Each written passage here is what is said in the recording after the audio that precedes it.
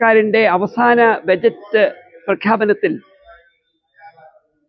ഒരു വശത്ത് ക്ഷേമ പദ്ധതികളെ കാര്യമായി പരിഗണിക്കുമ്പോൾ തന്നെ സംസ്ഥാനത്തിന്റെ സാമ്പത്തിക പ്രതിസന്ധി വളരെ വ്യക്തമാക്കുന്നതായിരുന്നു അതിന്റെ ഉള്ളടക്കം.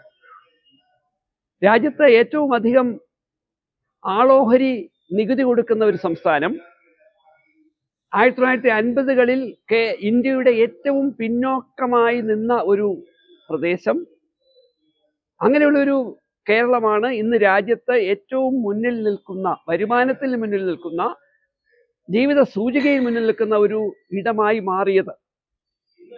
ബജറ്റ് പ്രസംഗത്തിൽ അടിവരയിട്ട് പറഞ്ഞ ഒരു കാര്യം, ഓരോ ശരാശരി മലയാളിയുടെയും വാർഷിക വരുമാനം 1,90,000 രൂപയായിരിക്കുമ്പോൾ ദേശീയമായി ഓരോ ഇന്ത്യക്കാരുടെയും ശരാശരി വരുമാനം 1,33,000 മാത്രമാണ്. എന്ന് പറഞ്ഞാൽ ശരാശരി ഇന്ത്യക്കാരുടെ വാർഷിക വരുമാനത്തെക്കാൾ ഏകദേശം 40% വരുമാനമുള്ള കേരളം അങ്ങനെ ആയിത്തീർന്നത് വിദ്യാഭ്യാസ മേഖലയിൽ, ആരോഗ്യ മേഖലയിലൊക്കെ വളരെ ആരോഗ്യകരമായ സമീപനങ്ങൾ കേരളത്തിന്റെ ഇടതുപക്ഷ ഗവൺമെന്റുകൾ, കമ്മ്യൂണിസ്റ്റ് പാർട്ടി ഒക്കെ എടുത്ത ആരോഗ്യകരമായ സമീപനത്തിന്റെ ഒരു പ്രതിഫലം എന്ന രീതിയിൽ കാണണം.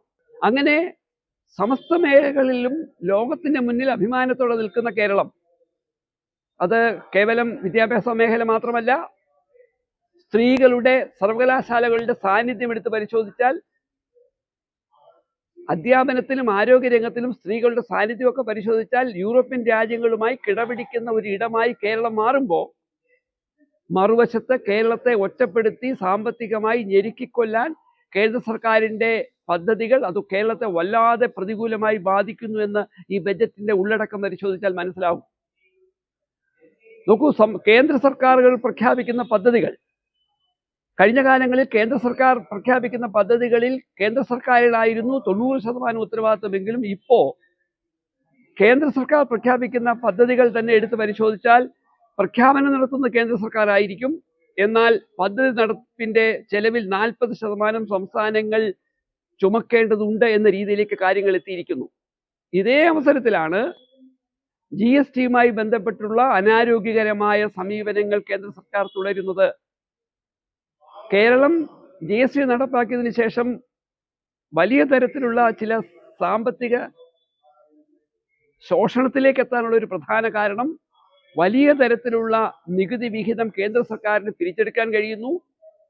സംസ്ഥാനങ്ങളുമായി പങ്കുവെക്കേണ്ടതില്ലാത്ത തരത്തിലുള്ള നികുതികൾ, ഇപ്പോ എക്സൈസ് നികുതിയിൽ തന്നെ സ്പെഷ്യൽ എക്സൈസ് നികുതി പോലെയുള്ള ചില പേരുകൾ ഇട്ടുകൊണ്ട് സംസ്ഥാനങ്ങൾക്ക് വിഹിതങ്ങൾ കൊടുക്കാതിരിക്കാനുള്ള ബോധപൂർവമായ ശ്രമം നടത്തുമ്പോൾ കേരളത്തിന് നികുതി ശോഷണത്തിന്റെ കാര്യത്തിൽ ഏറ്റവും കുറഞ്ഞത് 12,000 കോടി രൂപയുടെ കുറവുണ്ടായിട്ടുണ്ട് എന്നാണ് ധനമന്ത്രി നമ്മുടെ ബജറ്റ് പ്രസംഗത്തിൽ പറഞ്ഞത്. ചുരുക്കത്തിൽ, രാജ്യത്തിന്റെ അഭിമാനകരമായ ഒരു സംസ്ഥാനമായി കേരളത്തിലെ സർക്കാർ സംവിധാനങ്ങൾ, കേരളീയർ മുന്നോട്ട് പോകുമ്പോൾ 3,41,00,000 വരുന്ന മലയാളികൾ ഇന്ത്യക്കാരുടെ തന്നെ പൊതു അഭിമാനമായി മാറുമ്പോൾ, കേരളത്തിന്റെ സർക്കാർ പരമാവധി ക്ഷേമ പദ്ധതികൾക്ക് വേണ്ടി ഒരു വർഷം ഏകദേശം 14,500 കോടി രൂപ ഒരു വശത്ത് മാറ്റിവെക്കുമ്പോൾ, പൊതുവായി കേരളത്തെ സാമ്പത്തികമായി ഞെരുക്കിക്കൊല്ലാൻ കേന്ദ്ര സർക്കാർ ബോധപൂർവമായി ശ്രമിക്കുന്നു. അത് കേരളത്തിന് വലിയ തരത്തിലുള്ള സാമ്പത്തിക പ്രതിസന്ധിയിലേക്ക് വരുന്ന ആളുകളിൽ എത്തിക്കും എന്ന് ഈ ബജറ്റ് നമ്മളെ പഠിപ്പിക്കുന്നുണ്ട്.